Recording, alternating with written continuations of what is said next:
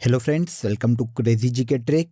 तो आइए daily current affairs की सीरीज को आगे बढ़ाते हैं और आज के इस वीडियो में देखिए हम 19 जुलाई 2023 के सभी करंट अफेयर्स को एक एक करके यहाँ पर डिस्कस कर लेते हैं। वीडियो में एंड तक बने रहिएगा, काफ़ी इंटरेस्टिंग वीडियो होने वाला है। और अगर आपको इस टॉपिक की पीडीएफ को डाउनलोड करना है तो आप क्रेजी जी के ट्रिक के टेलीग्राम चैनल से और क्रेजी जी के ट्रिक के एप्लीकेशन पर जाकर इसकी पीडीएफ को डाउनलोड कर सकते हैं। वहाँ पर आपके लिए फ्री ऑफ कॉस्ट अवेलेबल है। सबसे पहला क्वेश्चन देखिए, बिम्स्टेक के विदेश मंत्रियों की बैठक कहां आयोजित की गई। वेरी वेरी इंपॉर्टेंट, याद रखिएगा। हाल ही में देखिए बिम्स्टेक के विदेश मंत्रियों की बैठक थाईलैंड के बैंकॉक में आयोजित की गई है, जिसमें भारत की ओर से भारत के विदेश मंत्री एस जयशंकर ने बैठक में भाग लिया है।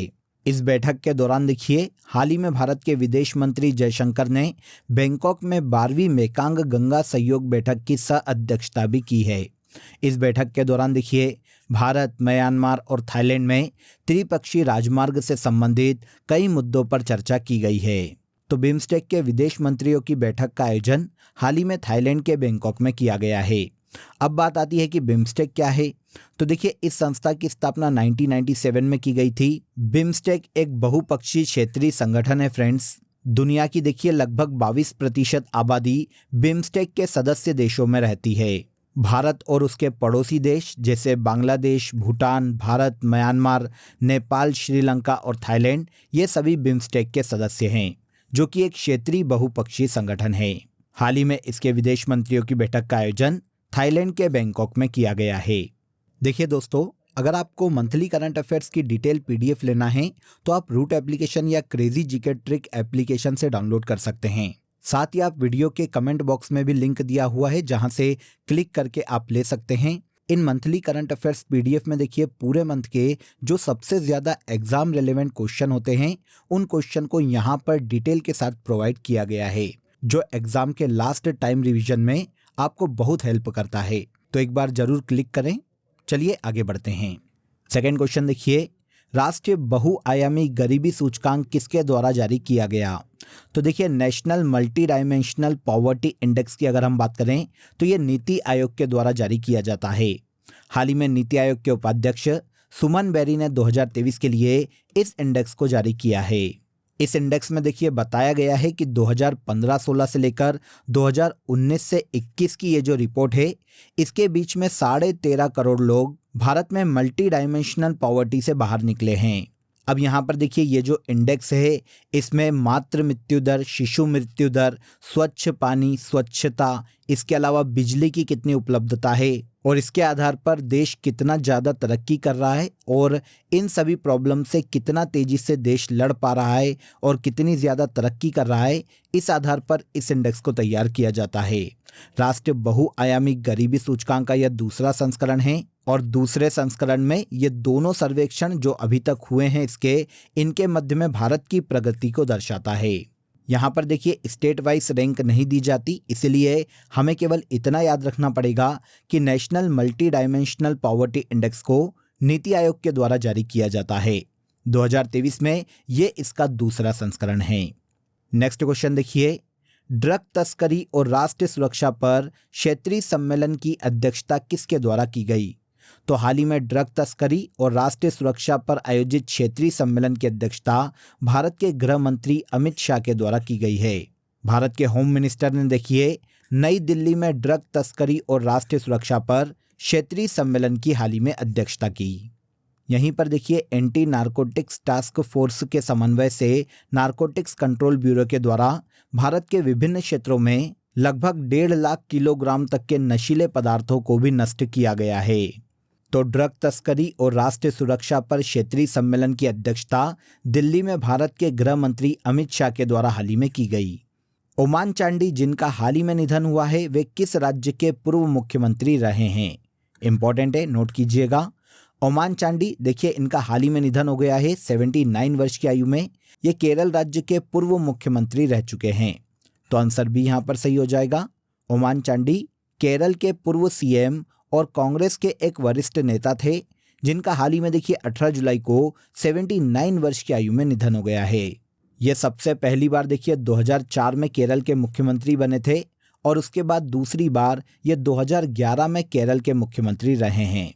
इस तरह से इन्होंने केरल का 2 बार मुख्यमंत्री का पद संभाला है। केरल में ये पुथुपल्ली विधानसभा क्षेत्र से विधायक थे, जिनका हाल ही में 79 वर्ष की आयु में निधन हो गया है। किस राज्य के पूर्व मुख्यमंत्री थे? याद रखिएगा, केरल राज्य के पूर्व मुख्यमंत्री थे। वर्ल्ड पैरा एथलेटिक्स चैंपियनशिप 2023 में भारत ने कुल कितने पदक जीते हैं? तो यहाँ पर देखिए, सबसे पहला क्वेश्चन तो ये आता है कि इस चैंपियनशिप का आयोजन कहाँ पर किया गया। तो इस चैंपियनशिप का आयोजन फ्रांस के पेरिस में किया गया है। पेरिस में आयोजित वर्ल्ड पैरा एथलेटिक्स चैंपियनशिप 2023 में भारत ने कुल 10 मेडल अपने नाम किए हैं। आंसर बी हो जाएगा। आयोजन 8 जुलाई से लेकर 17 जुलाई 2023 तक फ्रांस के पेरिस में किया गया है। अब देखिए, टोटल 10 मेडल हमने अपने नाम किए हैं। इन 10 मेडल में से 3 गोल्ड, 4 सिल्वर और 3 ब्रॉन्ज मेडल थे। टोटल 10 मेडल के साथ भारत मेडल टैली में 19वें स्थान पर रहा है। अब देखिए, यहाँ पर हम उनकी बात कर लेते हैं जो कि 3 गोल्ड मेडल लेकर आए हैं। तो सुमित अंतिल और अजित सिंह ने देखिए जेवलिन थ्रो में गोल्ड मेडल अपने नाम किया है, और भारत के सचिन सरजे ने शॉर्ट पुल में गोल्ड मेडल अपने नाम किया है। इस तरह से इस चैंपियनशिप में टोटल 3 गोल्ड मेडल हमें मिले हैं। अब बात आती है कि सर पहले, दूसरे और तीसरे स्थान पर कौन से देश थे? तो यहाँ पर देखिए, मैंने आपको मेडल टैली दे दी है। पहले स्थान पर चाइना है, जिसने टोटल 45 मेडल इस पूरी चैंपियनशिप में अपने नाम किए हैं, जिसमें से 16 गोल्ड इसने जीते हैं। सेकेंड नंबर पर ब्राज़ील का नाम आता है, जिसने 14 गोल्ड मेडल के साथ टोटल 47 मेडल अपने नाम किए हैं। तीसरे स्थान पर यूएसए का नाम आता है, जिसने 10 गोल्ड के साथ टोटल 39 मेडल अपने नाम किए, और इंडिया इस मेडल टैली में 19वें स्थान पर रहा है। 3 गोल्ड, 4 सिल्वर और 3 ब्रॉन्ज मेडल के साथ हमने टोटल 10 मेडल इस चैंपियनशिप में अपने नाम किए हैं। तो वर्ल्ड पैरा एथलेटिक्स चैंपियनशिप 2023, जिसका आयोजन फ्रांस के पेरिस में किया गया, इसमें भारत ने टोटल 10 मेडल अपने नाम किए हैं। ओके, सारे क्वेश्चन यहाँ तक आपको समझ में आ गए होंगे। आप सभी को पता है, हम रोज सेशन में एक कंट्री के बारे में डिस्कस करते हैं जो कि काफ़ी न्यूज़ में रहती है। तो आज इसी क्रम में यहाँ पर देखिए, हम दक्षिण अफ्रीका की बात करने वाले हैं। दक्षिण अफ्रीका, जो कि अफ्रीका महाद्वीप के दक्षिण में स्थित है, इसकी लेजिस्लेटिव कैपिटल केप टाउन है और इसकी एग्जीक्यूटिव कैपिटल प्रिटोरिया है। इसके अलावा जुडिशियरी या न्यायिक राजधानी की बात करें तो ये ब्लोमफोर्टेन है। यहाँ की ऑफिशियल मुद्रा रेड कहलाती है। यहाँ के राष्ट्रपति वर्तमान में सिरिल रामफोसा है। पड़ोसी देशों की बात करें तो नामीबिया, बोत्सवाना, लेसोथो, स्वातिनी, जिम्बाब्वे और मोजाम्बिक, ये सभी साउथ अफ्रीका के पड़ोसी देश है। यहाँ पर लेसोथो थोड़ा सा ज़्यादा इंपॉर्टेंट हो जाता है, क्योंकि ये देश के अंदर देश कहलाता है। यहाँ पर आप इमेज में देख सकते हैं, ये साउथ अफ्रीका के मध्य में स्थित है। साउथ अफ्रीका के पूर्व में हिंद महासागर स्थित है। ऑरेंज नदी साउथ अफ्रीका की सबसे बड़ी नदी है। कालाहारी मरुस्थल साउथ अफ्रीका का सबसे बड़ा मरुस्थल है। सिबाया झील साउथ अफ्रीका की मीठे पानी की सबसे बड़ी झील है। इसके अलावा यहाँ पर एक हीरे की खान भी पाई जाती है, जिसे कहा जाता है किम्बरले खान। इस खान के कारण साउथ अफ्रीका विश्व में हीरे के सबसे बड़े उत्पादक देशों में गिना जाता है। तो यहाँ पर देखिए, दक्षिण अफ्रीका के बारे में सभी फैक्ट हमने डिस्कस किए। छोटे छोटे फैक्ट है जो कि एग्जाम में पूछे जाते हैं, नॉर्मली वनडे एग्जाम में पूछे जाते हैं। तो आई होप आपको इजीली समझ में आ गए होंगे। नीति आयोग द्वारा जारी निर्यात तैयारी इंडेक्स में कौन सा राज्य पहले स्थान पर रहा है? तो देखिए, नीति आयोग ने हाल ही में निर्यात तैयारी इंडेक्स को जारी किया है, जिसमें तमिलनाडु राज्य सभी राज्यों में पहले स्थान पर रहा है। निर्यात तैयारी इंडेक्स 2022 के लिए तैयार किया गया है, जो कि इस साल देखिए नीति आयोग के द्वारा इसका तीसरा संस्करण था। इस रिपोर्ट को हाल ही में नीति आयोग के उपाध्यक्ष सुमन बेरी के द्वारा जारी किया गया है। रिपोर्ट में 2021-22 के दौरान भारत के निर्यात कारोबार का व्यापक विश्लेषण किया गया है, जिसमें हर क्षेत्र विशेष के साथ ही जिला स्तर पर वस्तु निर्यात के रुझानों को भी शामिल किया गया है। नीति आयोग की 2023 की इस रिपोर्ट में देखिए, तमिलनाडु ने गुजरात को पीछे छोड़कर पहला स्थान इस सूचकांक में हासिल किया है। पिछले 2 बार से निर्यात तैयारी सूचकांक में गुजरात पहले स्थान पर था, और अब पहले स्थान पर इस इंडेक्स में तमिलनाडु का नाम आ गया है। ये जो रिपोर्ट है नीति आयोग के द्वारा देखिए 4 डायमेंशंस का मूल्यांकन करके तैयार की जाती है, जिसमें किसी भी राज्य की निर्यात के लिए या एक्सपोर्ट के लिए नीतियाँ कैसी है, वहाँ का व्यावसायिक परिवेश कितना अनुकूल है, निर्यात इकोसिस्टम कितना अनुकूल है और निर्यात प्रदर्शन उस राज्य के द्वारा कितना अच्छा किया जा रहा है। इस आधार पर नीति आयोग के द्वारा निर्यात तैयारी सूचकांक को जारी किया जाता है। 2023 के निर्यात तैयारी सूचकांक में तमिलनाडु को पहला स्थान प्राप्त हुआ है। इसके बाद अगले क्वेश्चन पर आइए। ग्लोबल फूड रेगुलेटर समिट 2023 का आयोजन कहाँ किया जाएगा? तो ग्लोबल फूड रेगुलेटर समिट 2023 का आयोजन भारत की राजधानी नई दिल्ली में किया जाने वाला है। वैश्विक खाद्य नियामक शिखर सम्मेलन 2023 को देखिए पहली बार G20 कार्यक्रम के रूप में दिल्ली में आयोजित किया जाएगा। दिल्ली में इस कार्यक्रम का आयोजन 20 और 21 जुलाई 2023 को किया जाने वाला है। ऐसा पहली बार हो रहा है फ्रेंड्स कि इस शिखर सम्मेलन का आयोजन इटली की राजधानी रोम के बाहर किया जा रहा है। हर बार इसका आयोजन इटली के रोम में किया जाता है। अब पहली बार इसका आयोजन भारत की राजधानी दिल्ली में किया जाएगा।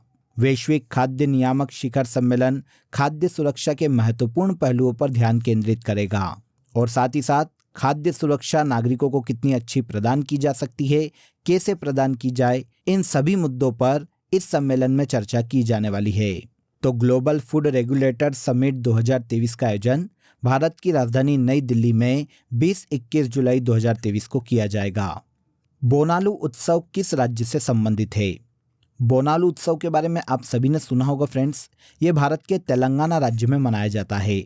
भारत के तेलंगाना राज्य के अलग अलग हिस्सों में इसका आयोजन किया जाता है। अब ये उत्सव एक्चुअल में है क्या?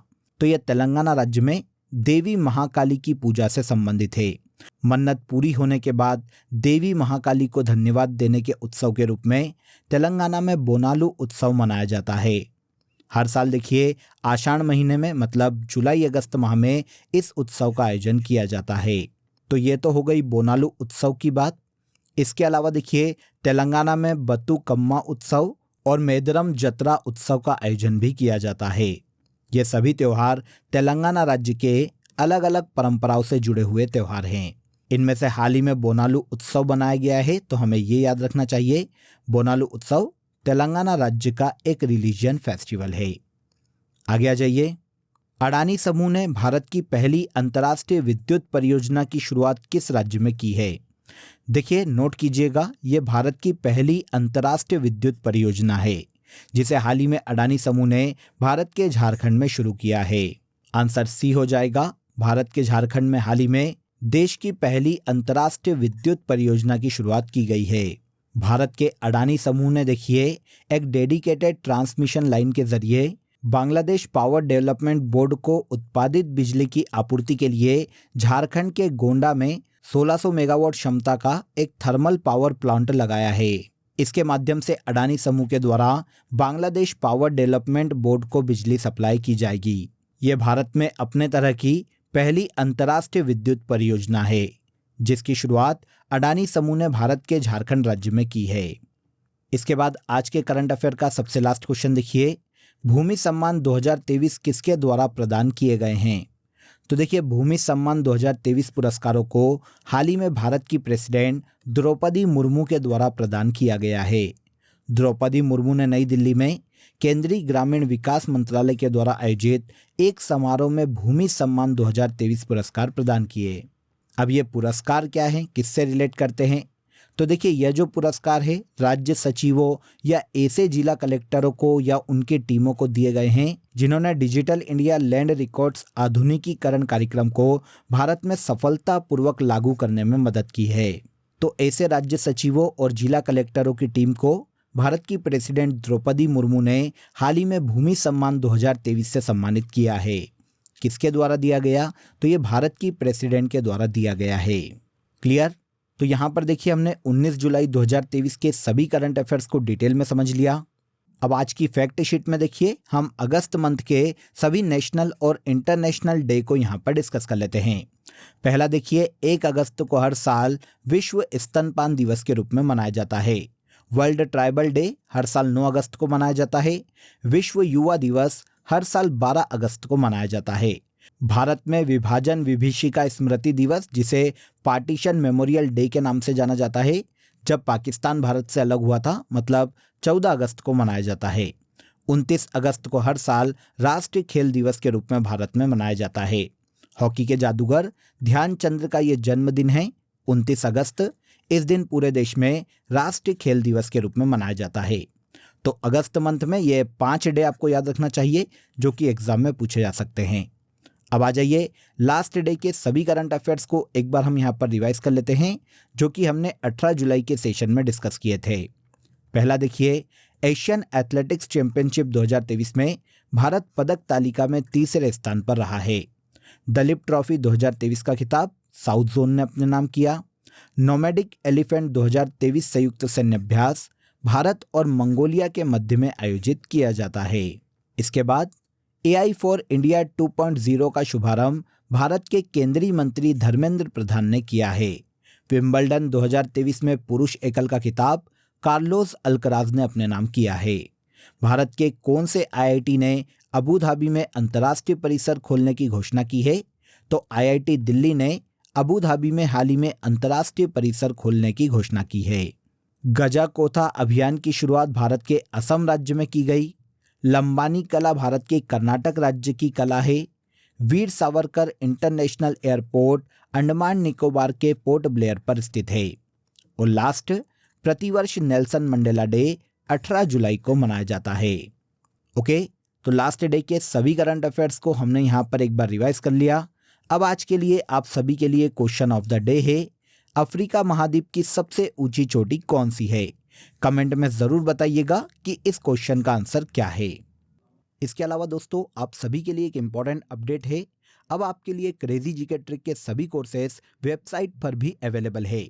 ये सभी कोर्सेज आप सभी की रिक्वायरमेंट और लेटेस्ट एग्जाम पैटर्न को ध्यान में रखकर डिज़ाइन किए गए हैं।